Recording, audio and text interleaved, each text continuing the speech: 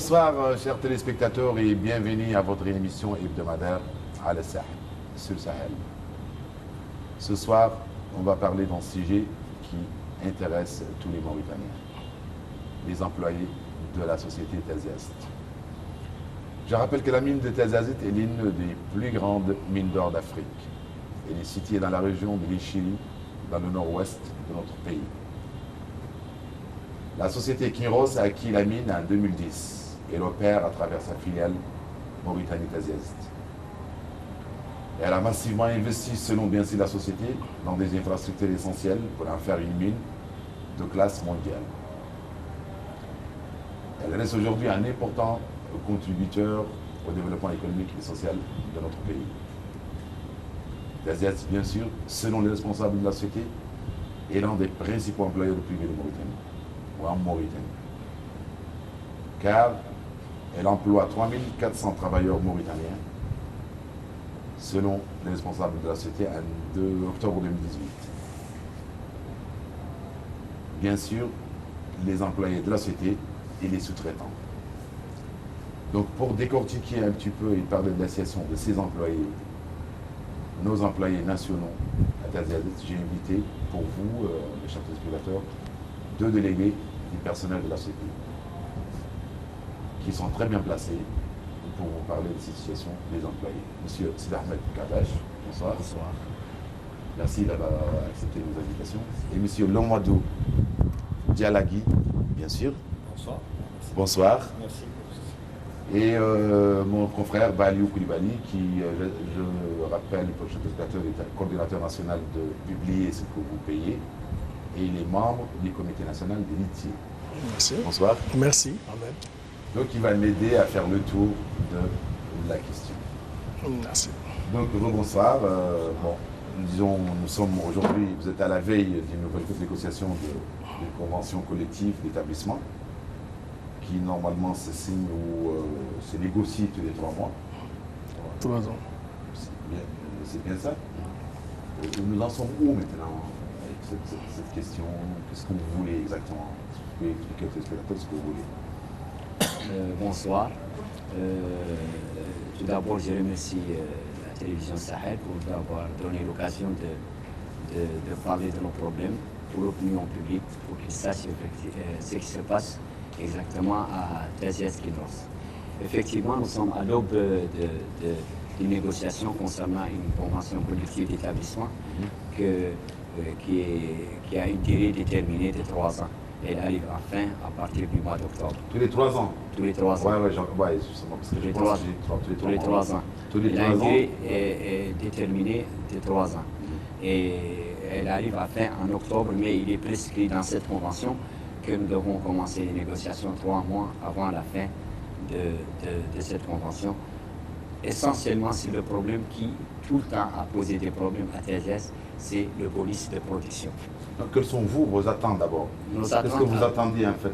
Nos attentes, nous attendions à ce que ces nouvelles négociations, comme nous l'avons toujours fait, nous les partenaires, nous les délégués du personnel, c'est nous tendons nos mains pour qu'il y ait une bonne conciliation, des bonnes négociations qui vont donner à nos travailleurs leurs droits et qu'il y ait un climat social paisible à Tazest et que les gens puissent travailler dans... Ce qui n'est pas le cas. Effectivement, il y a beaucoup de problèmes qui se posent à Tazest. Les travailleurs ne sont pas à l'aise, ils sont sous pression pendant les 2 semaines qu'ils font à Tazest. Chaque fois, ils ne sont pas à l'aise parce qu'ils sentent que leurs avantages sont menacés chaque fois par Kinross. Et chaque fois qu'il y a cette convention ou cette négociation, les travailleurs ne sont pas à l'aise et parfois même il y a des accidents qui arrivent sur la mine parce que le monsieur n'est pas à l'aise, il pense beaucoup à ses avantages et tout ça, à comment il pourra évoluer bien sûr dans cette société. Bon, on va certainement revenir à ce sujet de sécurité certainement. Monsieur Lo, en fait, le bonus reste quand même un droit acquis, mais c'est toujours le principal point de mésentente entre vous et les dirigeants de la société. C'est toujours la même question. Pourquoi ça revient tous les 3 ans? On revient à la case départ, toujours le problème de bonus. Bon, bonsoir, salam alaikum. Je crois bien que, comme vous avez dit, c'est le même problème qui revient toujours au niveau de l'entreprise. Et c'est ce qu'on n'attendait pas. puisque de 2011 jusqu'à présent, c'est les mêmes problèmes. Donc actuellement, nous, ce qu'on attend, c'est que la paix règne au niveau de l'entreprise pour que les avantages de tous les employés et que les autres qui ne travaillent pas dans cette mine bénéficient d'un développement qui est rentable pour toute la Mauritanie. C'est ce qu'on attend de l'entreprise. Mais ni le contraire. Ce bonus, c'est un problème qui se pose toujours entre les employés et l'entreprise à chaque fois qu'il y a eu une nouvelle direction. Bon, on aimerait régler ce problème avec l'amiable et avec la paix et avec de la souveraineté. La souveraineté, c'est-à-dire que l'entreprise respecte d'abord ses employés et qu'elle soit transparente avec les employés pour que la paix règne dans cette entreprise, puisque c'est l'avantage non seulement des employés, c'est l'avantage de tous les pays, de tous les employés, de tous les citoyens de notre pays, ainsi de suite, que nos entourages bénéficient, puisque actuellement le King Ross, ce n'est pas seulement les employés mauritaniens qui se bénéficient, parce qu'il y a d'autres employés étrangers qui se bénéficient. Donc, s'il n'y a pas la paix, donc je crois bien que cette entreprise ne pourra pas se développer. Mais comment, en fait, la question qui se pose, c'est que toutes les sociétés du monde veulent bien sûr apprécier à juste valeur le fait de permettre de valoriser en fait les employés d'une société. Là, on parle de Tazazit. Ils veulent certainement valoriser les employés, mais réduire les coûts. Donc, vous pouvez quand même comprendre qu'une société, pour pouvoir valoriser les employés, pour pouvoir gagner de l'argent, et pour surtout exister, elle est obligée, elle doit réduire ses coûts. Je crois bien que si l'entreprise pense à réduire les coûts, ce n'est pas seulement en touchant les avantages des employés. Puisque actuellement, l'entreprise, là où elle est, c'est les employés qui ont fait leur effort jusqu'à elle est arrivée en certain moment. Mais il y a d'autres facteurs que l'entreprise devait regarder et devait jeter un coup d'œil, ou les délégués, ils les ont fait comprendre. Il y a d'autres facteurs que l'entreprise devait occuper en conservant les avantages des employés. On va vous citer intérieurement d'autres cas qui sont, par exemple, la mauvaise gestion de l'entreprise. Puisque si, par exemple, l'entreprise a des employés nationaux et des étrangers, si le bonus des employés locaux, on les touche et on ne touche pas le bonus des expats, cela veut dire qu'il y a une malentente, voilà, une partie, on va dire, je vais aller très loin, c'est une partie de ségrégation pour nous qu'on considère, puisque les employés nationaux et les employés expats devaient avoir le même avantage. Pourquoi? Parce que c'est tout le monde qui exploite cette mine. Donc, le bonus, c'est la production. Donc, y compris les nationaux et les étrangers, tandis que les étrangers touchent leur bonus à 100%, puisqu'on n'a jamais entendu qu'il n'y a pas un expat qui n'a pas eu son bonus. Et même cette année, là où le problème de bonus commence actuellement, les étrangers ont touché leur bonus. Donc, le problème de bonus, c'est les avantages des employés. Et ces employés ont donné tout pour arriver ici. Puisque vous vous rendez compte qu'au début, avant 2016, c'est que les employés ont sacrifié pour que l'entreprise fonctionne. C'est-à-dire qu'on a donné 6 mois de bonus cadeau pour que l'entreprise elle vit. Et en ce moment, on produisait à Quand l'entreprise traversait une crise, oui. Pour vous, l'entreprise ne traverse plus de crise. Actuellement, pour nous, on considère que l'entreprise... Pourquoi? Oui, mais c'est que l'entreprise considère... non, ça peut-être que l'entreprise, pour nous... est déficitaire, donc... Pour nous, les employés qui sont sur place, on va dire que l'entreprise ne traverse pas des déficits. Puisque l'entreprise, elle a un problème de gestion, comme je vous ai dit. C'est la gestion de l'entreprise, elle a une mauvaise gestion. C'est pour cela elle retourne toujours sur les avantages des employés. Et les avantages des employés, il y a les nationaux et il y a les expats. M. Koulibaly, juste, je vais revenir, parce que l'entreprise, c'est-à-dire que, si j'ai bien compris, les employés veulent un peu diminuer les entreprises des sous-traitants mauritaniens, bien sûr, mauritaniennes, sans affecter les sociétés étrangères.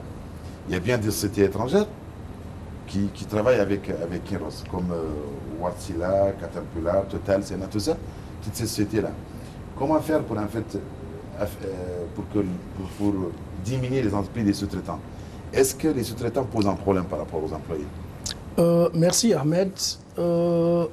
Personnellement, par rapport à cette question de sous-traitance, j'aimerais laisser le soin à nos amis délégués de TASIAS pour essayer de l'expliquer plus en détail et donner des exemples précis et aussi montrer comment, en tout cas, les coûts de la sous-traitance grèvent le budget d'opération de Taziast, contrairement à ce qu'on fait croire, puisqu'il y a beaucoup d'exemples. Et le point que je voulais peut-être ajouter, peut-être souligner par rapport à ce problème de sous-traitance, c'est que jusque-là, le problème de sous-traitance devait être résolu en Mauritanie. Et les autorités avaient pris des mesures concrètes et précises par rapport à la sous-traitance. En principe, on ne sous-traite pas une personne, on sous-traite un service. Oui, et sous-traiter un service suppose quoi?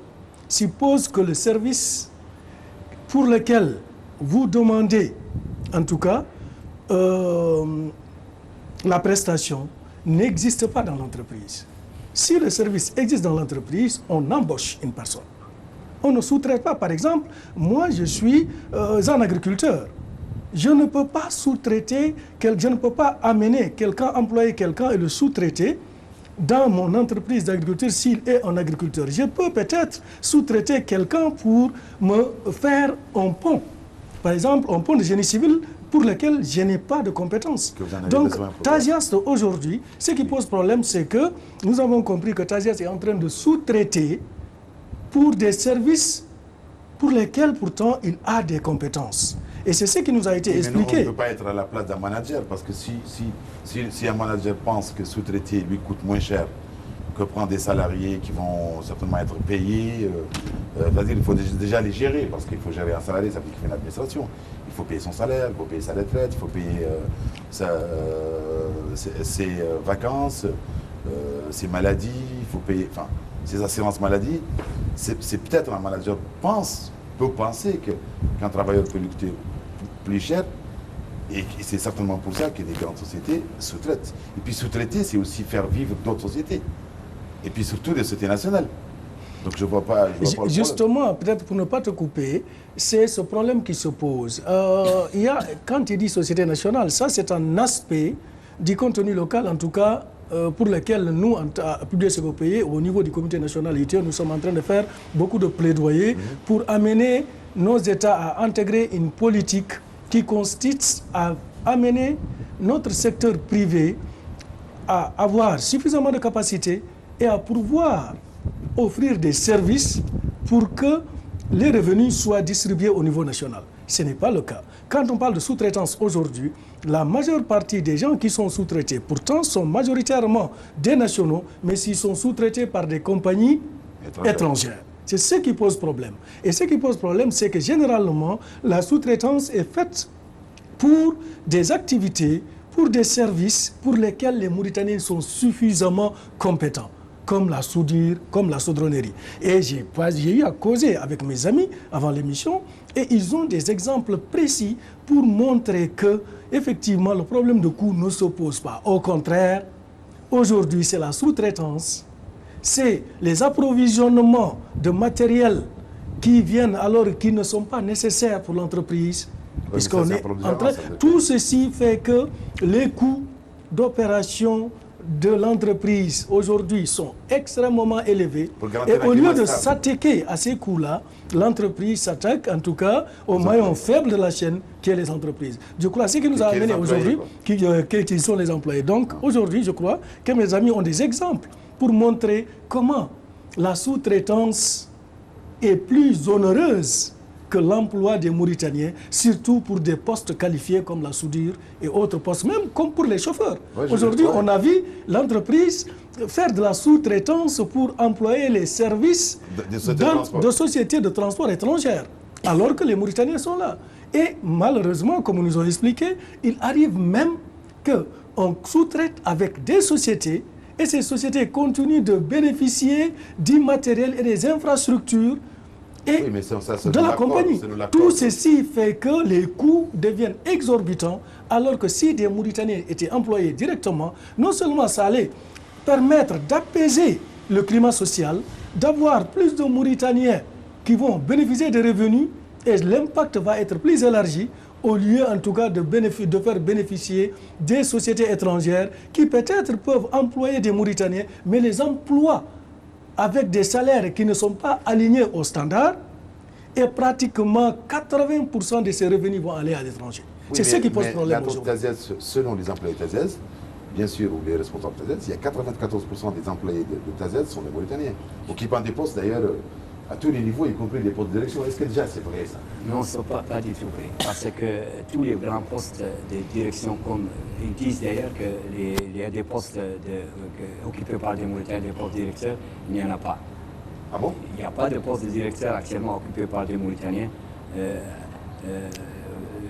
Parce que il y a eu dans le passé, il y a eu des Mauritaniens qui ont pris des postes et ils sont partis parce qu'ils étaient mécontents. Parce qu'on ne leur donne pas l'entière responsabilité de faire leur travail. Et quand ils sont partis, leurs postes n'ont jamais été occupés. Ils ont été gérés par l'entreprise.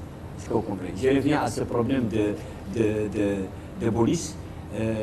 L'entreprise, quand on vient en négociation, qu'est-ce qu'elle nous fait? Elle nous présente des bilans. Oui. Imaginez une société qui présente, ça c'est un bilan pour l'année 2018, ça c'est un deuxième bilan pour l'année 2018, et on ne comprend plus. Pourquoi? Parce que les deux bilans sont complètement contradictoires. L'un, il dit qu'ils sont déficitaires de 246 millions de dollars, ce qui est le quart du budget national de la Mauritanie, et l'autre, il dit qu'ils sont déficitaires de 87 millions de dollars. Alors, la différence est grande. Ensuite, nous avons des preuves. Ça, c'est une preuve de la production de l'année 2018 que nous avons fait. Nous, les travailleurs mauritaniens au niveau du TASES. Nous avons produit 250 000 onces pendant toute l'année 2018. L'once nous est revenu à 976 dollars. D'ailleurs, c'est bien précisé par Kinross dans son rapport. L'once revient à 976 dollars. Et on vend l'once à 1278. Ce qui fait qu'ils ont fait un bénéfice de 60 millions de dollars. Et bénéfice, ils ont fait un bénéfice. Les sociétés, enfin les entreprises ne font pas comme ça. C'est le rapport, c'est pas nous. C'est pas nous qui l'ont fait, c'est eux qui ont fait le rapport. Oui. Et ensuite, nous sommes des travailleurs, c'est pas nous qui signons les contrats, c'est pas nous qui dépensons l'argent. Et ils balancent l'argent par les fenêtres. On leur a montré les matériaux qui viennent de Las Palmas, qui sont là exposés dans des hangars au port de Nouakchott, loués par des centaines de milliers d'euros, à Las Palmas même. Est-ce que vous comprenez? Les expatriés... Oui, mais une entreprise ne peut pas jeter de l'argent par la fenêtre. Ils jettent de l'argent. Pourquoi commander du matériel non conforme et les laisser exposer au soleil? Ça, pour nous, on ne peut pas savoir parce qu'on n'a pas... Mais nous, on le sait parce que nous sommes sur le terrain, nous savons ce qui se passe. Vous en êtes responsable parce que nous savons ce qui se passe. Nous avons réalisé des records pour Kinross. Nous avons fait 15 millions d'heures sans incident, ce qui est un record mondial. Jamais réalisé par une société, surtout en Afrique. Est-ce que vous avez été remercié? Nous avons été remerciés plusieurs fois par des mails que la direction envoie. Des félicitations. Des félicitations pour nous dire que nous avons bâti des records. Nous avons dépassé tout le temps le target qu'ils posent en onces. La fois passée, ils nous ont demandé 89 000 onces. On a dépassé, on a fait 101 000 onces. Et qu'est-ce qu'ils nous disent? Ils nous disent vous n'avez pas droit à votre bonus, mais les expatriés ont droit au bonus. Donc le problème, c'est que ça veut dire qu'avec vous, est-ce qu'il y a eu un accord? Est-ce que TASES est parvenu à un accord avec les délégués, ils sont personnels avec vous? Oui. La dernière fois, c'était devrait consent une prime pour le premier trimestre 2019, malgré les pertes subies en 2018, bien sûr, parce qu'il ne faut pas oublier que TASES dit qu'elle a subi des pertes en 2018. Elle a subi, même pour nous, elle n'a pas subi parce que son bilan est là. Le bilan de Kinross 2018 est là. Mais les comptes définitifs, est-ce que les comptes définitifs au deuxième trimestre? Mais un bilan, ce n'est pas par trimestre, un bilan, c'est pour toute une année. Ce n'est pas pour 3 mois. Oui, et nous savons... les comptes définitifs, ça ne se fait pas en un jour. Mais donc, nous, ce qu'ils nous ont présenté... Qu'est-ce qu'il prévoit cet accord, en fait? C'était l'octroi d'une gratification exceptionnelle à l'occasion de la... Même s'ils sont déficitaires... Afin d'encourager les employés pour cibler les reformes. Même si Kinross est déficitaire, la convention collective d'établissement prévoit que le bonus ne peut pas être dépassé en dessous de 5 jours et ne peut pas aller au-delà de 20 jours pendant l'année 2019. Et voilà. Et ce bonus n'a jamais été payé, M. Lo. Bon, le bonus a été payé le premier jour, mais ça reste, parce qu'actuellement on court sur le deuxième. Mais moi, je voudrais revenir sur le problème, là où vous avez parlé, le problème qu'ils ont dit que les 94% ou 90% sont des employés mauritaniens. Oui. Je vais vous revenir, parce qu'actuellement, Kinross a 3800 employés. 1050, c'est des gens de CDI, c'est des nationaux. 1050. C'est des contrats de durée indéterminée. Contrats de durée indéterminée. Des nationaux. Des nationaux. Ouais. 150 personnes, c'est des gens de CDD, moins de 2 ans. Contrat de durée déterminée. Oui, moins de 2 ans. Oui. 100 qui restent, ça c'est les gens de moins de une année. Contractuel. Oui. Maintenant, les 2500 restants, c'est des contractuels. Je vais vous donner un exemple là où vous avez parlé. Par exemple, on va prendre un cas de Seaworld. Seaworld, avant que Seaworld vienne en Mauritanie, ils ont venu en 2015 ou 2014. Ils étaient avec 30 personnes, c'est des soudeurs mauritaniens. C'est des Mauritaniens qui ont appris ici et qui ont été formés par qui? Par Taziaz? Non, ils ont été... C'est des soudeurs professionnels. C'est des soudeurs professionnels mauritaniens qui ont sorti de l'école professionnelle, centre technique professionnel de Nouakchott. Taziaz a démarré en 2007. De 2007 jusqu'à 2016, il n'y avait pas des gens de Seaworld. 2010 jusqu'à 2016. Je parle de 2007. King Ross a commencé en 2007.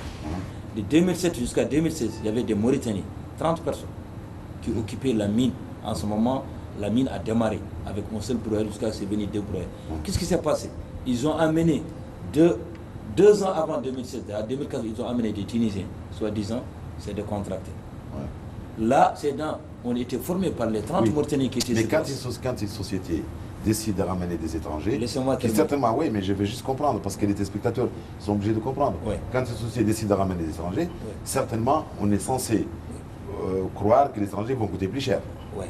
Donc ça veut dire que certainement, il y a une raison. Ça veut dire qu'ils sont mieux formés, qu'ils vont plus vite, qu'ils travaillent mieux. Enfin, je sais pas, il va y avoir des raisons. Il va y avoir quand même des raisons. C'est là-bas que je vais justifier, puisque ces gens-là ont été formés par des Mauritaniens. Qu'est-ce qui s'est passé? Formés par des Mauritaniens. Par des Mauritaniens. Qui? Les Tunisiens qui sont arrivés sont formés par des 30 Mauritaniens qui étaient là-bas, qui géraient... Qui sont sortis de l'école et qui sont des professionnels. Qui géraient l'entretien de la mine. Ouais. Les 30 soudeurs qui étaient là-bas. Qu'est-ce qui s'est passé? 2016, après notre... Attendez, M. Lo, ça veut dire qu'on a ramené des Tunisiens qui ne sont pas formés et on les a formés sur place? Oui, on les a formés sur place. Là, l'entreprise ne peut pas nous dire que ce n'est pas vrai, puisqu'on a des preuves tangentes. D'accord. Et je peux même amener des gens... J'aurais bien voulu que... Peut-être que quand vous rentrez à Taziaz, un jour vous venez à Taziaz... Oui, mais de toute façon, vous êtes responsable de ce que vous dites. Vous travaillez, vous êtes délégué du personnel. D'accord, je suis le responsable et j'ai les éditeurs. Seulement, je ne comprends pas qu'on ramène un étranger pour le former sur place, il est payé plus cher. Vous ne pouvez pas comprendre, mais nous, on va comprendre. Mais qu'est-ce qu'on gagne? Qu'est-ce qu'un manager peut gagner dessus? Je ne comprends pas. Là, on va revenir sur la mauvaise gestion. On peut ramener un ami, on peut ramener... Non, là, on va revenir sur la mauvaise... Ça veut dire qu'il se traite avec une société qui ramène des... Mais là, on va revenir sur la mauvaise gestion de Taziaz, qu'on vous a dit. D'accord. Qui pose des problèmes et jusqu'à ils reviennent pour s'arracher les droits des travailleurs locaux. Ils ont amené ces 30 personnes. Ils ont dispersé ces 30 personnes à l'intérieur du site. Qu'est-ce qu'ils ont eu? Ils ont remplacé avec 70 soudeurs tunisiens. Ça, je ne parle pas des nationaux. C'est des Tunisiens. Mais c'est une mesure stratégique, mais certainement, il y a certainement une peut-être que vous comprenez, vous êtes libre, mais nous, on comprend que ça, c'est une mauvaise gestion. Ce n'est pas dans le cadre de dire qu'on est déficitaire. Donc, on est déficitaire, d'accord, mais on est déficitaire, on prend le bonus des nationaux et des expats. Et nous, on... Mais en vous écoutant, on a l'impression que Taziaz ne veulent pas garantir l'avenir. Ils sont là quand même pour rester des dizaines d'années. En tout cas, nous, c'est plusieurs années. Ils doivent garantir leur avenir. C'est les papiers, peut-être qu'ils garantissent. À long terme, je dis bien. À long terme, peut-être qu'ils vont garantir. Mais ce qu'ils sont en train de montrer, nous, les employés qui sont sur place, ils n'ont pas cette intention. Puisque tant qu'il n'y a pas la paix, et tant qu'eux, ils disent que leur priorité, c'est les travailleurs. Bien sûr. Maintenant, pourquoi ils veulent arracher les bénéfices de ces employés et donner leurs avantages? Monsieur Koulibaly, comment doivent faire les sociétés, là on parle de Taziaz bien sûr, mais en général toutes ces grandes entreprises, pour surtout préserver la paix sociale et puis avoir des résultats positifs dans leur domaine? Ok. Dans ce genre de contexte, il y a deux objectifs. Il y a l'objectif pour la compagnie, qui est un objectif... en tout cas de gestion des activités de la mine, qui est la responsabilité sociale, qui fait que la compagnie utilise la responsabilité sociale pour gérer les actions directement liées à son exploitation. Ça, c'est clair. Effectivement, on était habitué à cela. Et jusque-là, c'est ce qui se faisait. Et le deuxième aspect, en tout cas, sur lequel je voulais insister, c'est pas la responsabilité de Taziaz de faire de telle sorte que cette exploitation soit durable. L'important pour eux, c'est d'exploiter le plus rapidement possible, le maximum possible, en tout cas l'or, pour gagner le plus vite possible. Puisque aujourd'hui, effectivement, ils sont pratiquement à 6,9 tonnes d'or par an. Et selon l'expansion qui est prévue, ils peuvent peut-être même tripler ça d'ici une année. C'est ce qui est prévu. Donc il faut une étroite collaboration avec le gouvernement. Donc ce que je voulais dire, c'est que pour inscrire une exploitation minière ou extractive dans la durée, c'est nos États qui ont cette responsabilité-là. Et c'est peut-être là où je voulais en tout cas rentrer dans le débat, c'est qu'aujourd'hui, ce que je n'ai pas compris, ou le message que j'aurais à lancer, c'est d'inviter en tout cas nos pouvoirs publics à saisir la balle au bon. Après cette alternance, après ce changement, de voir comment en tout cas notre pays, en tant qu'État d'abord, peut maximiser le retombé et le revenu. Et aussi, essayer de voir comment mettre en place un mécanisme qui leur permettra de générer des bénéfices de générer non seulement à long terme, mais on dit de générer à long terme. Il y a des mécanismes très clairs, il y a le contenu local. Aujourd'hui, la vision minière africaine est là. Peut-être notre État, la vision minière a été votée par nos chefs d'État en 2009. Pratiquement, elle n'est pas appliquée dans plusieurs pays africains. La Mauritanie est en train de prendre le train en marche. Ça fait une année, le ministère des Mines et le gouvernement mauritanien est en train de voir comment s'aligner à la vision minière. Et la vision minière africaine dit quoi?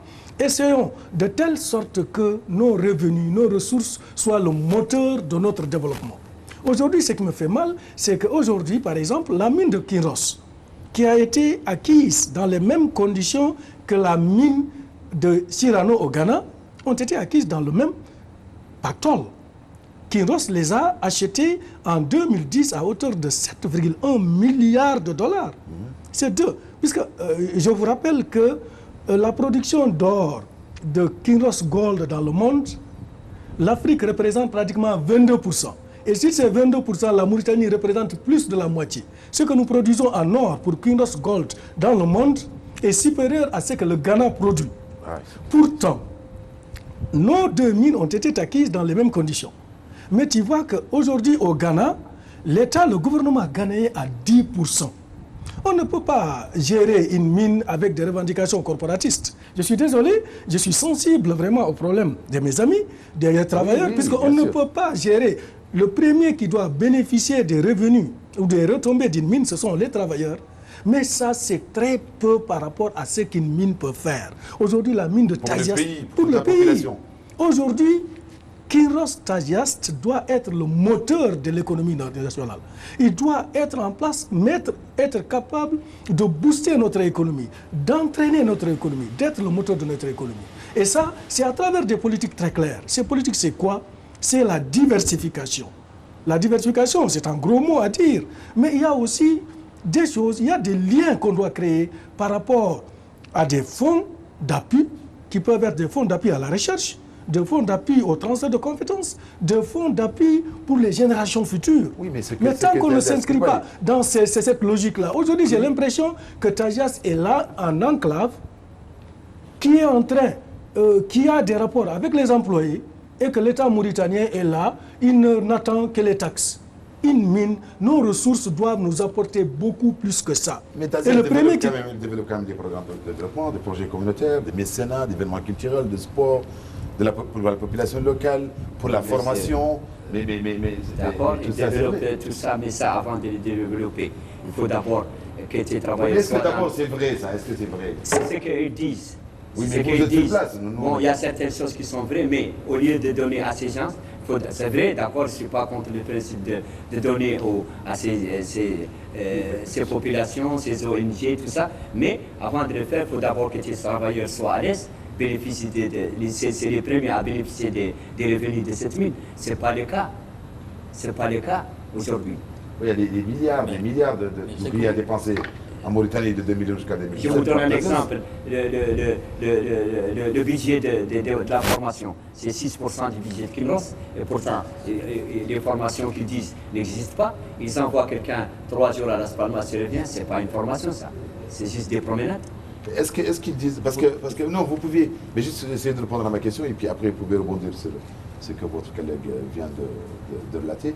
Mais eux, ils parlent d'un plan de mauritanisation qui a été mis en œuvre pour remplacer les expatriés par des Mauritaniens, formés, bien sûr, pour acquérir les connaissances et l'expertise appropriée. Est-ce que c'est vrai, ça c'est trop beau, c'est la littérature, mais est-ce que c'est vrai? Ça, c'est juste terre à terre. Parce que moi, je peux vous donner un exemple dans mon département, là où je suis.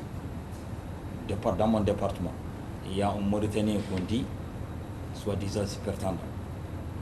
il fait back-to-back avec un expert. Mais il n'a pas les mêmes pouvoirs. Parfois même le Toubab, quand il part, c'est son chef, quand il part, il donne à un subordonné l'intérim qui a plus de pouvoir par rapport à Mauritanie. Donc là, s'ils disent que le gouvernement... Oui, mais ça, c'est des cas isolés. Non, s'ils disent qu'ils sont en train de faire mauritanisation, ce n'est pas le cas qu'ils ont.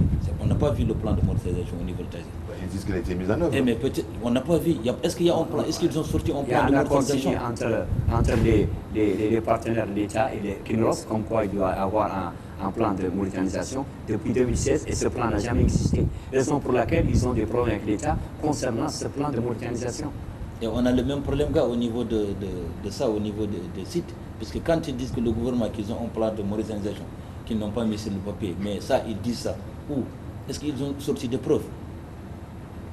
Oui, mais ils investissent quand même dans la santé, non, on dit pas, la sécurité au travail. Mais rendez-vous compte, s'ils investissent 10% en Mauritanie, c'est qu'ils ont mis ça à l'extérieur, c'est plus que ça. Non, mais c'est normal, c'est normal. Ils ne sont pas là pour nous faire gagner de l'argent seulement, ils doivent gagner aussi de l'argent. Mais demain, on devait... D'accord, ils gagnent de l'argent, mais nous aussi, on devait bénéficier. Mais c'est ce que venait de dire Koulibaly. Oui, mais on devait bénéficier quand même. Oui, justement, mais on est là pour discuter de vous en tant qu'employé, lui en tant que spécialiste de la question, comment on doit faire pour ramener le pays à en profiter pleinement.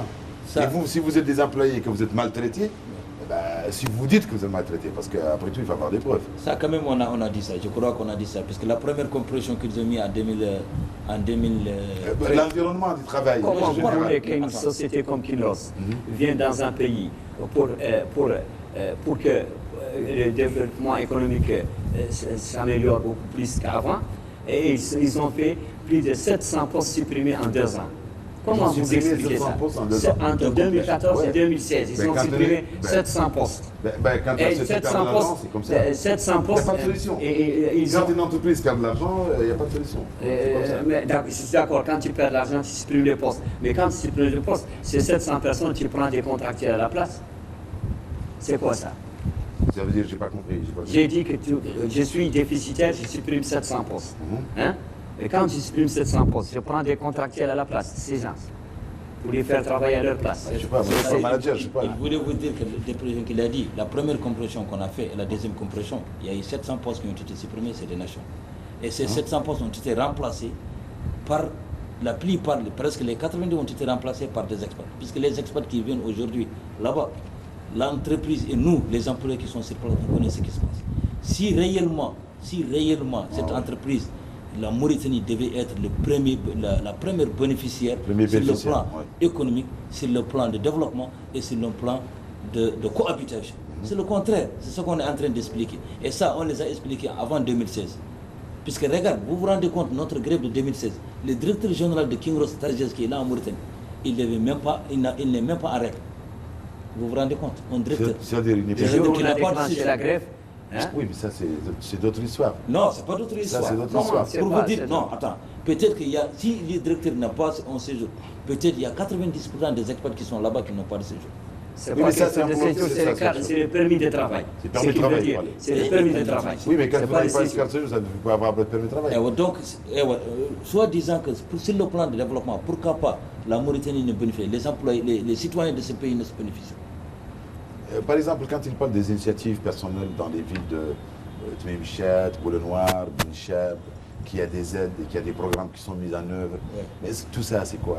Non, ça, il y a des faits qui sont réels. Parce que c'est important quand même pour impulser la croissance économique. Tout ce travail-là, il dit à quoi? Il dit à la cire de ces employés mauritaniens qui ont commencé par cette... Donc il faut commencer pour vous, il faut commencer d'abord par nous, les employés d'abord. Nous, on est très contents que tous les Mauritaniens bénéficient, mais quand même, c'est pas, ils devaient quand même penser à nous, qui ont les éléments moteurs de cette entreprise. Mais si aujourd'hui ils reviennent à notre bonus, c'est-à-dire qu'ils vont revenir à nos droits. Et si on n'a plus de droits et on continue à travailler, et ils bénéficient. Puisque le problème de bonus, vous retenez que le problème de bonus est entre nous et eux. Les experts, ils bénéficient, leur bénéfice, comme a dit Kawas, et nous, on bénéficie pas. De quelle raison? Comment impulser la croissance économique de notre pays en trouvant un terrain d'entente avec ces grandes entreprises qui ont aujourd'hui? La croissance, c'est un sujet extrêmement important, effectivement, et je suis désolé de constater, j'ai été plusieurs fois sur le site de Tajiast, et je suis au courant de beaucoup de choses qu'ils sont en train de faire pour la responsabilité sociale, pour ce qu'on appelle la licence sociale, pour les communautés. Et franchement, ce qu'on appelle communauté autour de Tagiast, ce n'est pas fameux.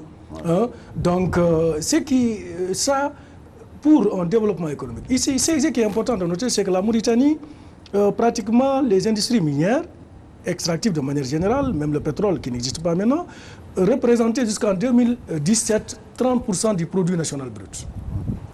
Et pratiquement 70% de nos exploitations sont concernées par les industries extractives. Et sur le total des investissements que nous recevons, 80% des investissements que nous recevons, les investissements que nous recevons sont investis dans le domaine des industries extractives. Ouais. Mais malheureusement, jusqu'à présent, nos décideurs n'ont pas mis en place une politique pour nous permettre d'utiliser nos ressources de manière transparente, responsable et durable, mais aussi inclusive. Puisque si jusqu'à présent nos ressources ne servent qu'à être exploitées, puisque toute la politique que vous dites, que Tagiast met en place, que les compagnies minières en place, c'est effectivement comment exploiter la mine, la prendre et aller la vendre. Oui, bien sûr. Ce n'est pas leur intérêt de s'intéresser à ce qu'il y ait des linkages, c'est-à-dire des liens, à ce qu'il y ait la diversification, à ce qu'il y ait d'autres secteurs qui profitent, en tout cas, de ce moteur-là. Il y a des codes internationaux. C'est nos pays aujourd'hui qui doivent mettre en place des politiques basées sur des bonnes pratiques qui se font dans tous les pays du monde pour essayer de tirer le maximum de profit de ces ressources-là. Mais malheureusement, aujourd'hui, pratiquement, j'ai l'impression que les compagnies minières ne traitent qu'avec les entreprises et nos États ne s'intéressent qu'à, en tout cas, aux taxes. Alors que dans d'autres pays, je t'ai donné l'exemple du Ghana. Le Ghana aujourd'hui, par rapport à cette licence-là, le Ghana a 10% qui est carrière d'intérêt, qui est supporté par l'État. Aujourd'hui, dans le domaine des industries extractives, ils vont me dire qu'il y a une clause qui est stabilisation, une clause de déstabilisation qui fait qu'on ne peut pas revenir sur un contrat. Mais peut-être que aujourd'hui, on peut négocier beaucoup de choses, puisque la mine de Tagiast, elle est là jusqu'à 2029. Et 2029, il reste encore. Donc nous avons encore l'opportunité de négocier beaucoup de choses et de mettre en place des politiques d'emploi, des politiques pour les jeunes, des politiques pour les collectivités locales, des politiques pour les communautés, le développement local. Aujourd'hui, on doit intégrer dans nos contrats. Et là, j'en viens, tout ce qu'on est en train de dire, pratiquement, les compagnies ne s'intéressent pas à la formation pour nous doter des compétences qui nous permettent de gérer nos ressources. Non. Ouais, ils nous forment sur des choses pour leur permettre d'exploiter nos ressources et de les amener. Ils ont raison. C'est à nos États, comme tu dis, une bonne politique de développement, en tout cas, qui nous permet de tirer le maximum de profit de nos ressources. C'est des politiques qui sont basées sur une vision à long terme. La Norvège, par exemple, aujourd'hui, est un exemple qu'on cite, puisque c'est un pays que j'ai connu, que j'ai eu à visiter, et je me suis inspiré d'un exemple. La Norvège était un pays extrêmement pétrolier, mais ils ont développé extrêmement de compétences et de services pour leur secteur privé national qui a acquis des compétences dans le domaine naval, dans le domaine de la construction des plateformes, dans le domaine de l'acier, dans d'autres compétences. Le pétrole leur a permis de développer des compétences qui aujourd'hui, sans le pétrole, ils sont capables d'engranger des revenus en dehors de l'exploitation des industries extractives qui sont des industries qui sont censées finir. Donc aujourd'hui, pour mettre en place une politique de développement, elle doit aller dans ce sens-là, dans le sens de la diversification pour le secteur privé national, former le secteur, donner l'opportunité à notre secteur privé national d'être formé, donner l'opportunité à nos employés d'être compétents, d'avoir des services et de pouvoir les faire prévaloir une fois que les mines seront finies. Parce qu'une mine, dans tous les cas, elle va finir un jour.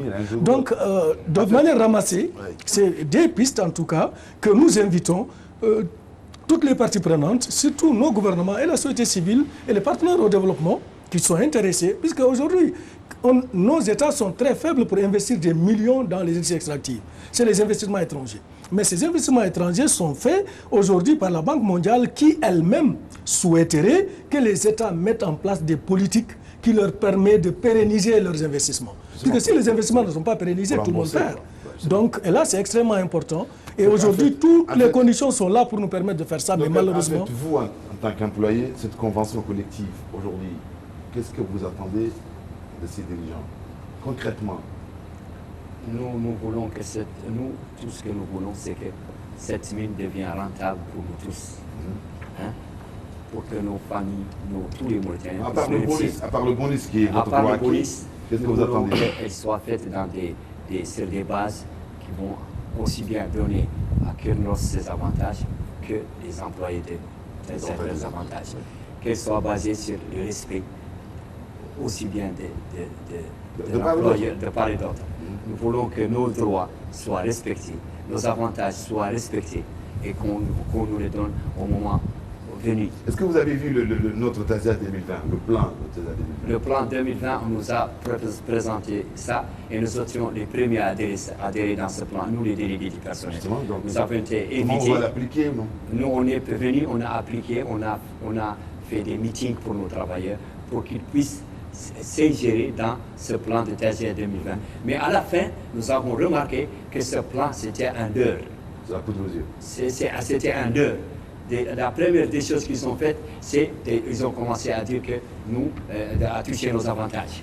Ils nous ont promis que c'est juste pour faire de TASIAS 2020 une mine rentable, alors que et ils ne touchent pas les avantages des travailleurs. C'est ce qu'ils sont en train de faire. Et je vous dis, à l'horizon, peut-être il y a une compression, on ne sait pas. Ils commencent toujours comme ça. À l'horizon, il y a peut-être une compression. On commence toujours par ça et à la fin, il y a une compression. Mais je tiens à préciser ici que ça, c'est le rapport du CIO. C'est le directeur général des Kinross à Toronto. C'est le directeur, c'est le comité. Voilà. Lui, il a fait un rapport dans lequel il a bien précisé que TASIAS, jusqu'à 2021, n'a pas envie de ce qu'on appelle la liquidité.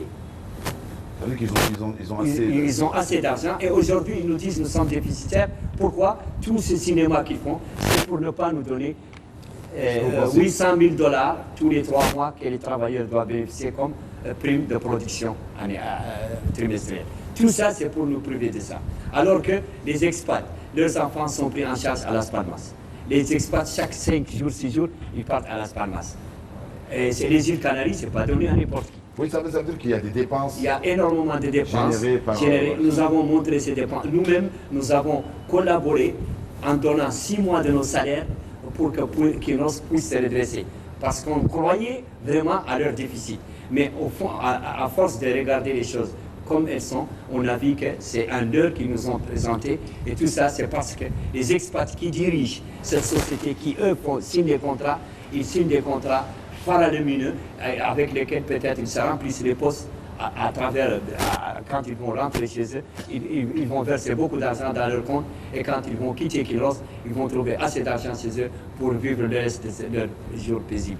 Maintenant, nous, ce que nous demandons, c'est quoi? C'est que tous les investisseurs sont la bienvenue dans ce pays. Nous ouvrons la main à tous les grands investisseurs. Mais nous exigeons de ces investisseurs d'abord de nous respecter en tant que pays, de respecter nos lois, de respecter nos textes et de respecter les fils de ce pays. Quand on a droit à quelque chose, il faut nous les donner. C'est le minimum des choses qu'on peut faire. Donc vous, M. Lo, Oui. vous pensez que, ce que disait M. Kaba tout à l'heure, entre guillemets, bon, il faut quand même il faut utiliser les moyens de précaution, que les expats sont en train de mettre l'argent dans la poche, de se remplir la poche sur le dos des employés mauritaniens.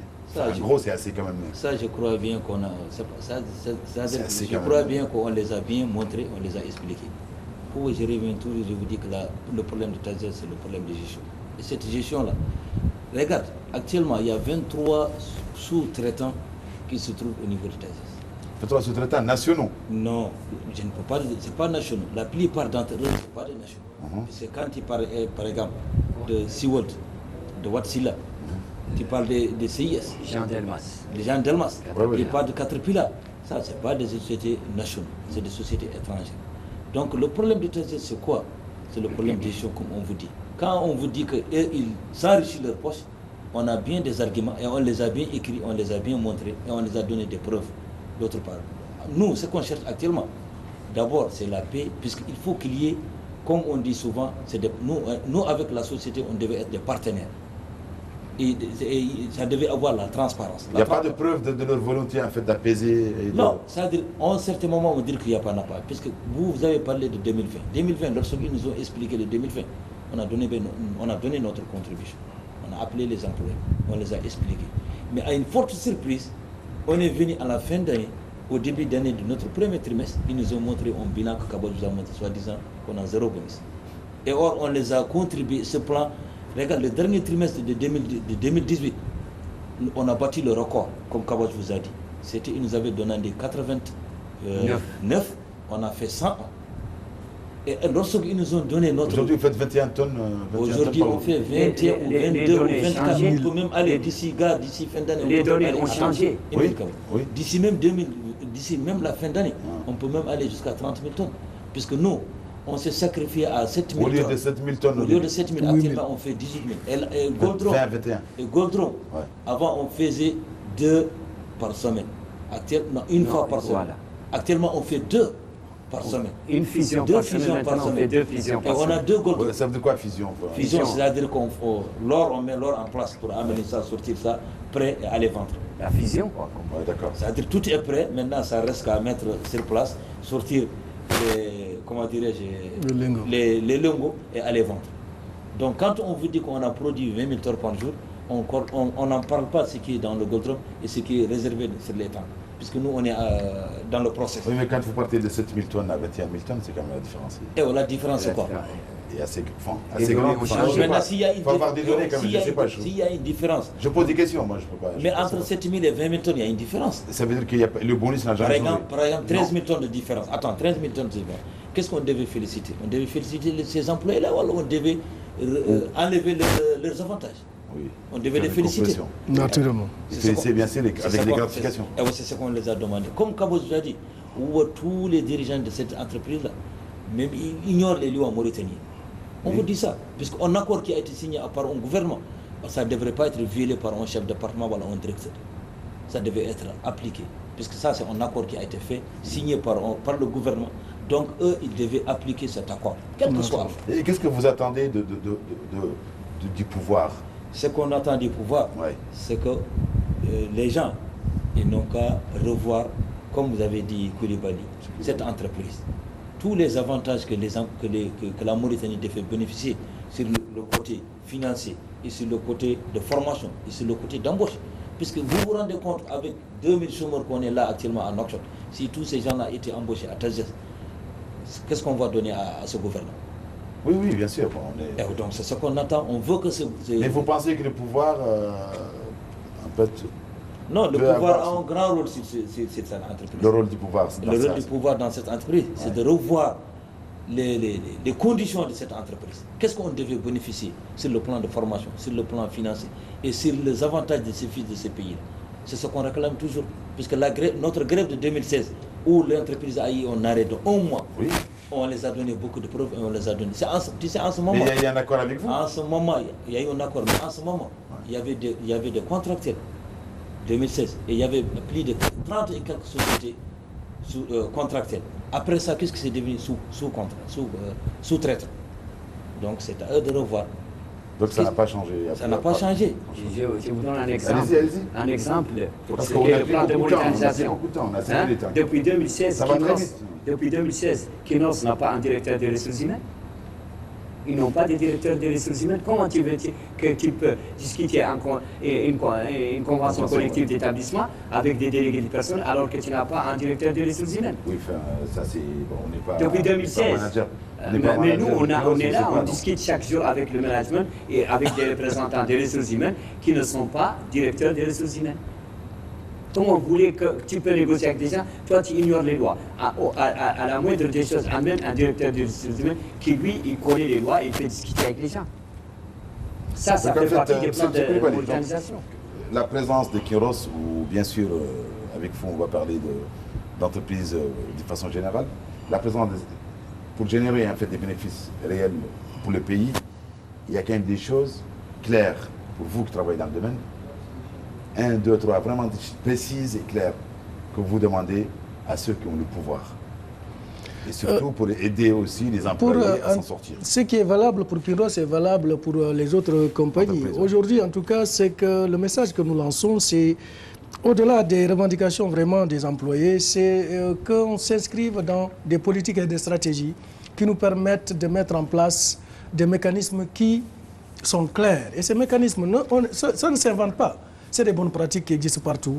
Et ces bonnes pratiques existent. Par exemple, aujourd'hui, nous avons la découverte du gaz avec le Sénégal. Donc, et tu vois qu'aujourd'hui, le minimum, c'est d'avoir la participation de l'État. Peut-être que dans le contrat de Kinross, la clause de stabilisation ne nous permettait pas d'avoir cette participation de l'État qui est portée par la compagnie. Elle peut aller jusqu'à 20%. Maintenant, il y a une loi qui est en train de l'amener jusqu'à 30%. Mais si elle n'a pas été faite par Kinross, mais je ne vois pas comment aujourd'hui on ne s'inspire pas de cette mauvaise expérience-là pour qu'aujourd'hui, par exemple, dans un projet aussi important comme le projet de gaz aujourd'hui, que l'État mauritanien n'ait pas une participation. Ça devait commencer par là. Avant de penser aux autres choses, il faut d'abord penser à l'intérêt de l'État. Et l'intérêt de l'État, c'est ce capital, c'est ce qu'on appelle the carried interest, l'intérêt porté par les compagnies qui font que l'État est directement et automatiquement actionnaire à hauteur de 10%. Ça peut aller jusqu'à 20% si l'État le souhaite. Aujourd'hui, donc au lieu de parler, il y a d'autres choses aussi qui sont des obligations que nous pouvons mettre dans les contrats qui nous permettent d'avoir des retombées directes, comme par rapport aux collectivités locales, par rapport à l'impact environnemental, par rapport à la formation, par rapport à la recherche. Donc si ça, ce n'est pas dans les contrats, ça va rester au bon vouloir des compagnies de le faire en tant que responsabilité sociale. Et finalement, on ne va avoir que des miettes. Et malheureusement, je suis désolé, si on ne prend pas des mesures, on risque de ne récolter que des miettes dans tous les contrats, en tout cas qui concernent nos pays. Vous allez discuter maintenant avec les responsables de Kinross. Vous pensez, vous êtes optimiste? Parce que c'est votre dernier mot. Ouais, bon, je tiens à dire ici qu'à travers ce que nous avons déjà vu, moi je crois que je ne suis pas optimiste pour qu'il y ait un bon accord entre nous et l'entreprise. Nous, on est de bonne foi, nous voulons une bonne négociation. Nous sommes contre les confrontations. Nous ne voulons pas les confrontations parce que de part et d'autre, ce n'est pas bon pour les deux parties. Mais quand il s'agit de défendre nos avantages, nous irons jusqu'au bout. Bien sûr, ce que nous donne la loi et les textes. Je tiens ici à dire aussi une chose ici, avant de terminer, que j'invite la nouvelle équipe dirigeante de ce pays, les pouvoirs publics, de faire en sorte de venir voir ce qui se passe à Kinross SGS. J'invite encore, je le dis une deuxième fois, la nouvelle équipe dirigeante et les pouvoirs publics de venir voir ce qui se passe exactement à Kinross SGS. Bon, monsieur Lo, vous êtes optimiste? Bon, c'est pas la première fois quand même que vous engagez une discussion. Non, c'est pas la première fois.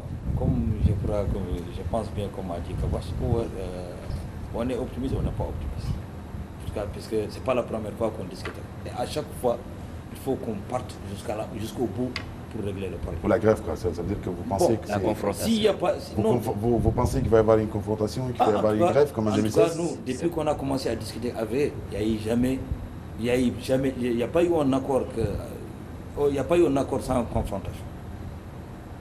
Depuis qu'on a commencé avec cette entreprise. Donc, si j'ai bien compris, malheureusement, vous n'êtes pas optimiste du tout. En tout cas, pour le moment, on n'a pas optimiste. M. Koulibaly, vous avez un conseil à donner à nos amis employés, le conseil délégués du personnel, que j'ai à donner personnel et en tant que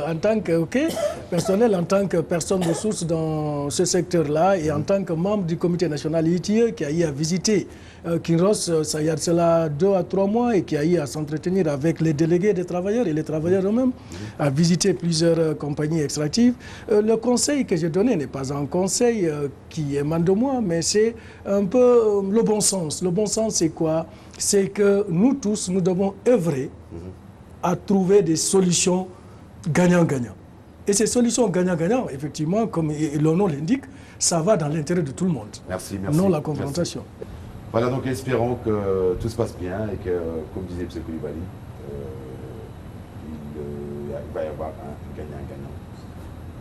Et donc, chers téléspectateurs, je remercie en fait pour vous, mes invités, M. Slahbeli Kabash. Je vous remercie d'avoir participé à cette émission. Merci, M. Lomondou Dialagui. Merci, je rappelle que vous êtes tous les deux délégués du personnel de CESES. Et puis un grand merci à M. Bali Koulibaly, qui est coordinateur national du public SCOPE et puis membre du comité national d'ITI. Quant à moi, je vous donne, chers téléspectateurs, rendez-vous la semaine prochaine, même chaîne, même heure. Merci.